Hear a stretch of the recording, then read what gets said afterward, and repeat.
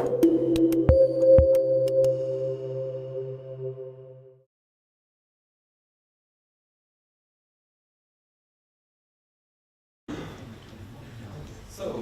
welcome to the next session. Since not a lot of more people are coming down as it appears, we can start a couple of minutes early, or at least 1 minute early.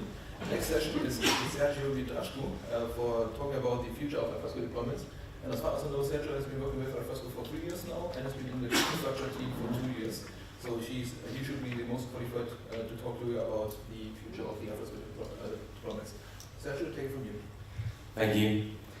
So, like actually said, 3 years in Alfresco, I enjoyed every bit, and since a few months now, I'm a member of the platform services team, who has a very bold goal to actually make the digital business platform a reality.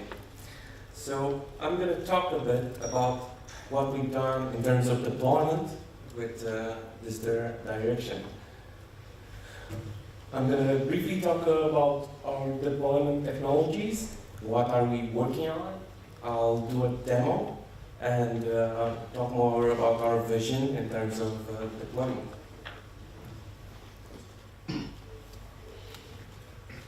Over the years, deployment techniques have been evolving very, very quickly. We started off with scripts, installers, then quite infrastructure as code was quite a buzzword, and there were a lot of frameworks out there that are still being used, like Chef, like Ansible, which caught up with the market. Then Docker appeared, and now we're talking about the orchestration engines, more and more into how we can quickly and how we can minimize time to value with our deployments.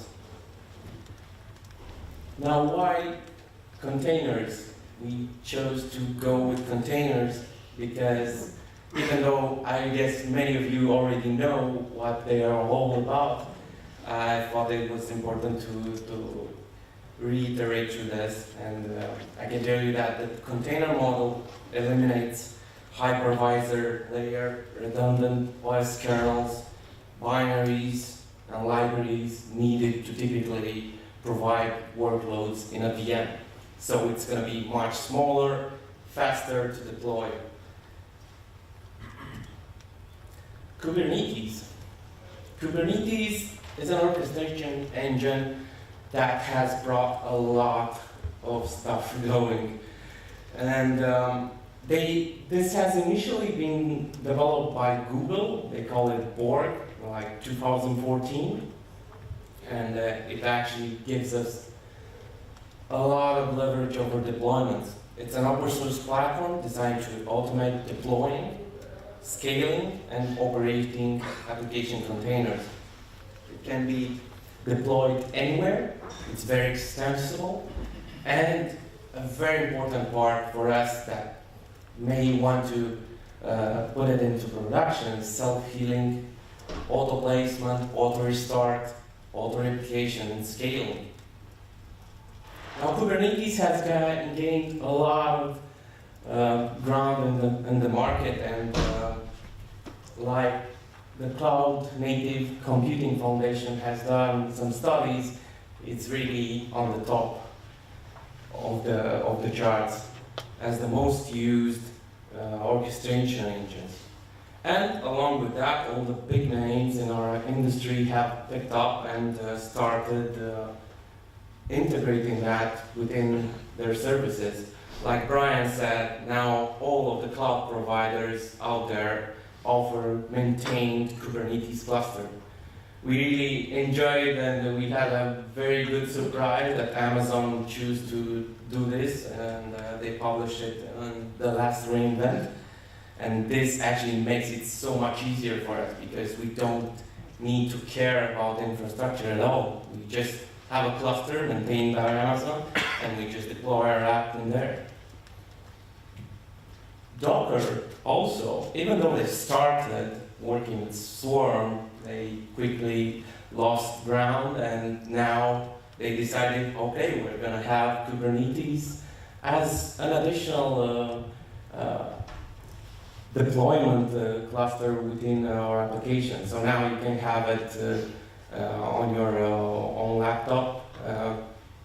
There's quite a bit of hoops to jump through to get it. You have to be in the beta channel and on the Edge release, but it works very well. Afterwards, we chose Helm. And why did we choose Helm? Helm is somewhat similar to Maple, let's say. It offers Kubernetes manifest. It's a package manager for Kubernetes, and it adds templating, easier configuration. It helps the coupling of chart or application deployment, and also very well handling dependencies, and helping users with short usage notes. Now, what are we actually working on? And I'll go through everything that has been going on since the last month, 4 or 5 months, I think. One of which is containerizing our application. And we had quite a few things to think about before even actually starting on doing that. One was, okay, we actually create these containers. How do we publish them? How do we work with partners, customers, with the public? So we decided on also having a private registry. We're looking forward to actually publish images on Docker Hub. That's hopefully going to be soon. We're still waiting for legal to give us an approval on that. And besides that, we chose Quai as a private registry because Quai actually offers us security vulnerability checks for the images, and also has a very easy to use API and allows us to create teams and private repositories as we like. After that, okay, we started work on the containers themselves. And a very important decision is where to start from. What's the base layer that we're going to use? And we had a lot of discussions on this, and we actually decided on the one that's presented to have a base with CentOS 7. Afterwards, the additional layer would be Java 8. And then afterwards, on top of that, Tomcat and all our other applications like ABS, Repo. Also, we had quite a big discussion on amps. How do we integrate those amps? Different customers, different clients in the community use these amps in a different combination. So we definitely cannot handle all of those combinations. So our decision on this was to basically provide information on how to build the Docker image, but themselves they should build it through their own build process. After that, CI integration. We organized and established a workflow for creating these containers, validating them, publishing them into a registry. Currently, within our internal CI, which is Bamboo, but we'll also have Informate public probably sometime after this on this. Afterwards, we started working with Kubernetes. And the first step was creating Helm charts. As you can see in the image, this is basically what we have now. These are still in progress. They're just an initial release for us, internal. So we have charts for content, process. We used as much as we could from the community, like Postgres, RabbitMQ, and we created the ones that we needed for us ourselves. You can see authentication, sync service, and all of those charts are actually engulfed into the DBP chart, which has them as dependencies. After this, we started producing guidelines. Guidelines on naming, versioning, how do we actually create the images, how we test vulnerabilities. Because vulnerabilities here, and I can show you now that we actually had some issues with vulnerabilities in CentOS 7, so we fixed that right away. This is our internal QI registry, so as you can see, these are all tested as they get in, they get published into QI. Also, how is the registry going to be used for internal purposes, for public, for community? And on that regard, we decided that for community, we're going to have public images definitely in Docker, because that's the way to go. Everybody searches for images there. For customers, partners, and internal use, we're going to use Query for that. Guidelines on how to add the amps, and also how to create the Helm chart. And we already made public these guidelines along with these decisions that we take. So you can see them under the Alfresco GitHub account. They are called Alfresco annexes. The main repo is the shipyard, and I have internet. So here you're going to see the ADRs, the decision records for the choices that we made, and also, of course, guidelines.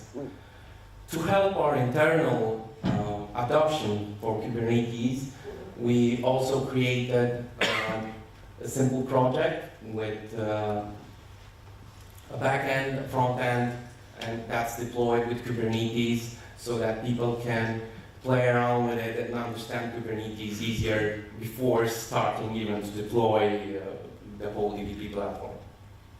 So you'll find all of these scripts and charts within our repository, and you can, please, I do encourage you to leave us feedback or pull request, or if you think something wants to be changed. And also, maybe I don't finish with questions today, but I really encourage you to go to our GitHub channel. We now have one. It's Platform Services, and you can ask away more questions about the DBP deployment there. Now, I will start with the demo. But before starting, I'm going to present you a simple diagram of what's being deployed.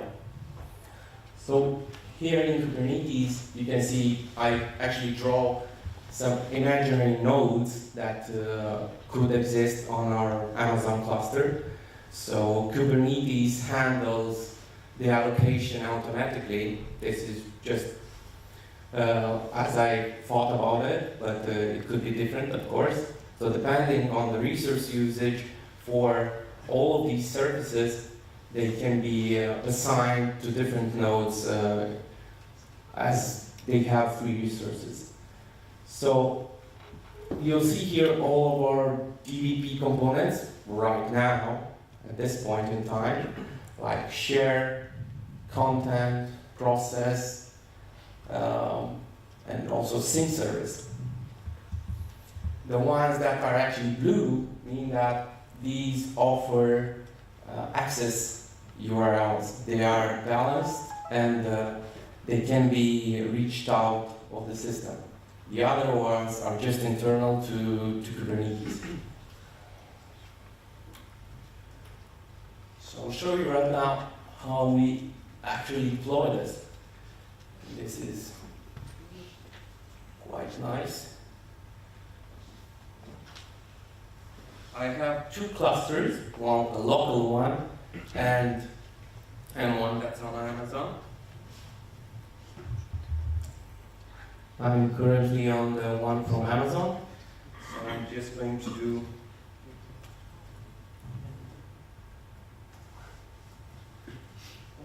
I'll install Alfresco DDB and point it to my namespace.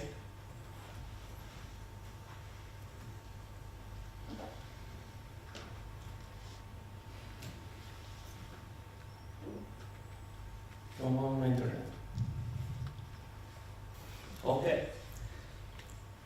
So now the cluster actually has been deployed. I'll just log into the interface so I can show you what's going on in there.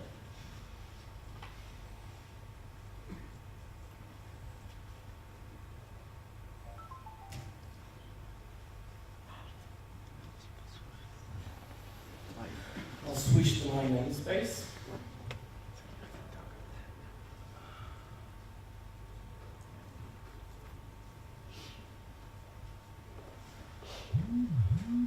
Okay. So everything is starting up right now. Now, within this cluster in Kubernetes specifically, the main object of the deployment is actually the pod. This contains the container, has the container within, and any other containers that may or may not run along with that first container. So it can have one or many other containers, init containers that can trigger and validate if the application container actually works right. Also, aside from these, it has a principle of services. Now, services actually act as load balancer for multiple pods. So you can set up a number of replicas for these pods that you want. So you can have like 3 shares, and service will actually balance all of these pods and leave out the connection to the exterior world. Also, ingresses, which we define so that we rewrite paths where we need to. So basically, when everything gets deployed, you'll have one point of access, and you just change the path to access whatever you want.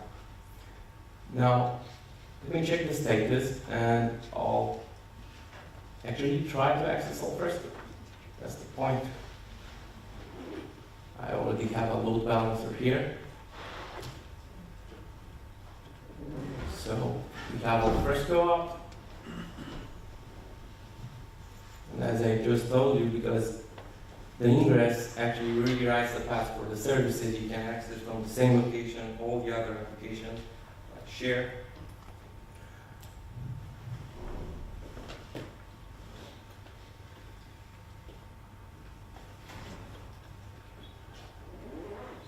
And process services.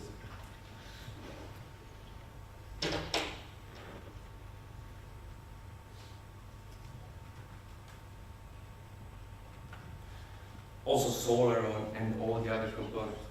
And on Amazon, as you saw, well, this is a simple setup, but it does have all the components, and it takes about like 2.5 minutes. So it's very, very quick.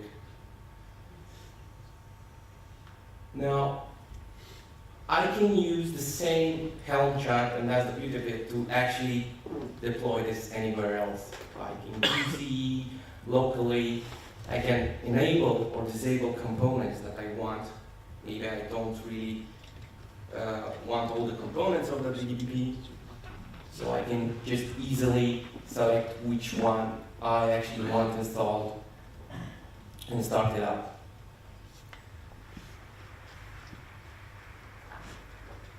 Okay, that's about it with the demo. I'll go on with our vision on deployment.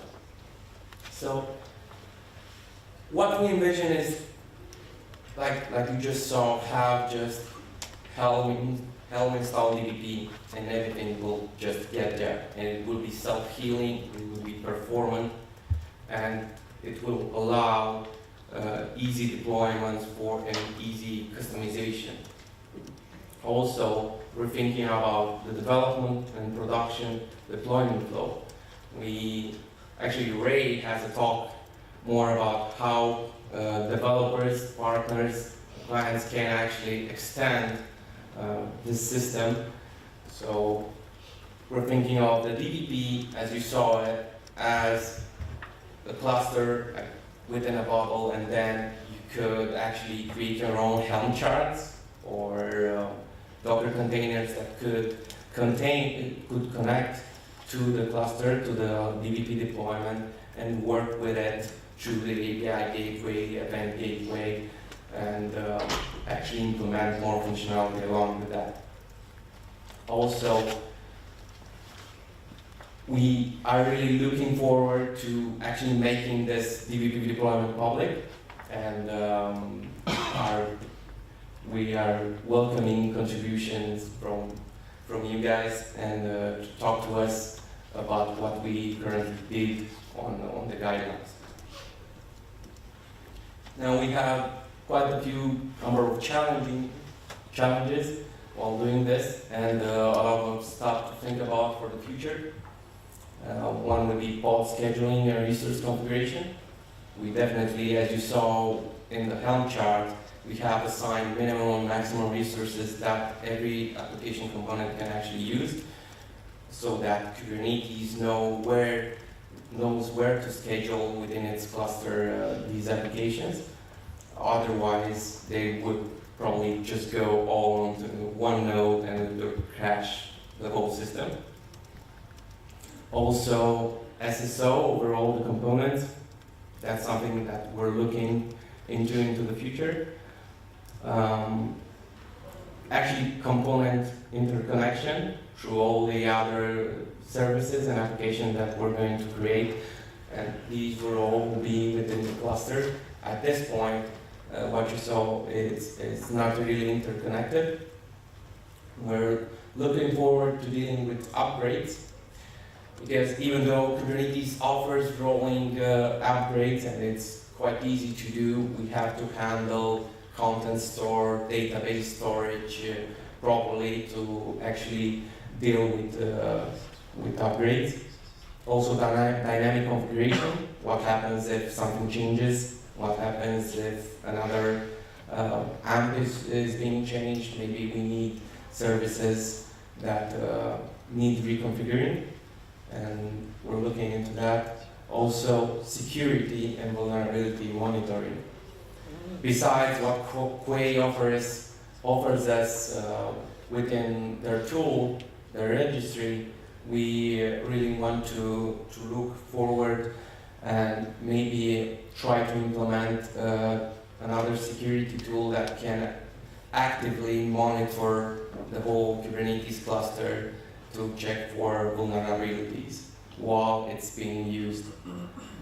Also, in terms of security, currently we're just using the internal tooling from Kubernetes, the secrets, but we're looking forward to actually implement Vault at some point or some other tool. We haven't decided yet, but all the decisions that we make on this, you're going to see in the ADRs within the shipyard projects, most surely. So, as an end, I would like to ask you, how do you envision the future? Don't necessarily need to respond now, but really looking forward to get questions from you now or on our Gitter channel on everything related to deployment. And that's all. Any questions? How is the storage layer that we, can you say, for example, Solar runs on fast disks? Okay, so Kubernetes has the Repeat the question for the recording. Okay, yeah. How is the storage layer being handled?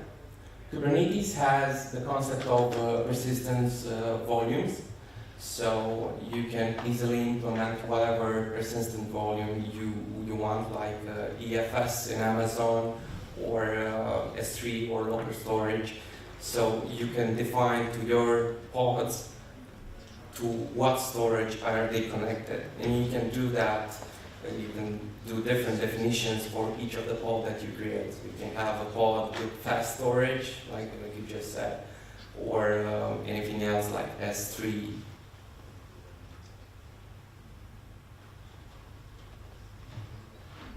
Is that okay? And I know Dr. Swarm had the notion of constraints, like some containers can only go with some, I don't know. Yes, yes. Okay, so Roxana is asking if Kubernetes has the similar notion of constructs that exist in Swarm. Yeah, Kubernetes actually names that affinity, so you can, of course, place labels on your pods, on your deployments, so they would redirect and schedule to the nodes that you want them to go.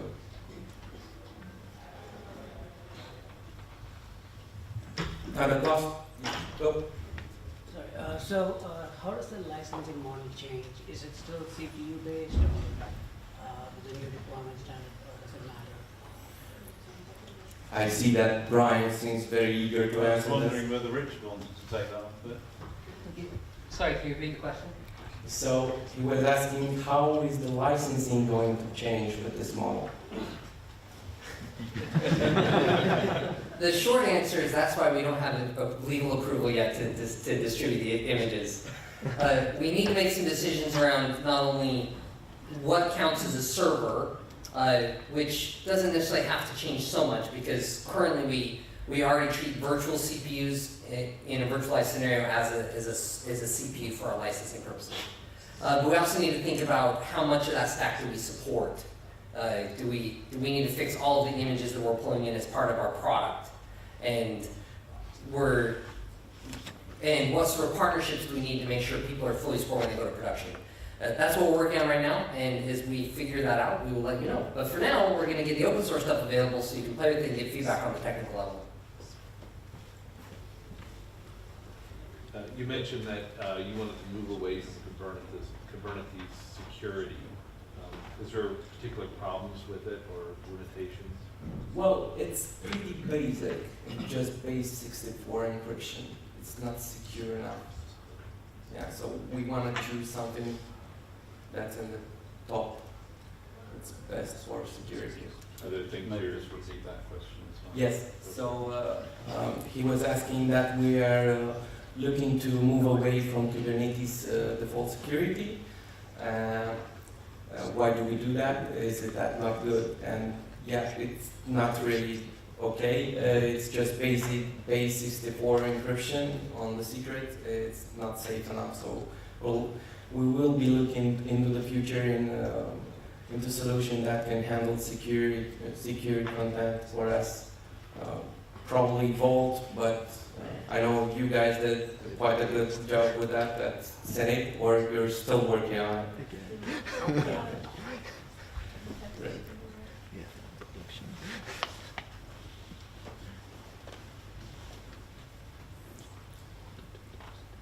Is everybody ready for lunch? I think that's what that is. Yeah. Okay, so waiting for you guys to leave us feedback or questions if you have any more questions on the GitHub channel. Thank you very much.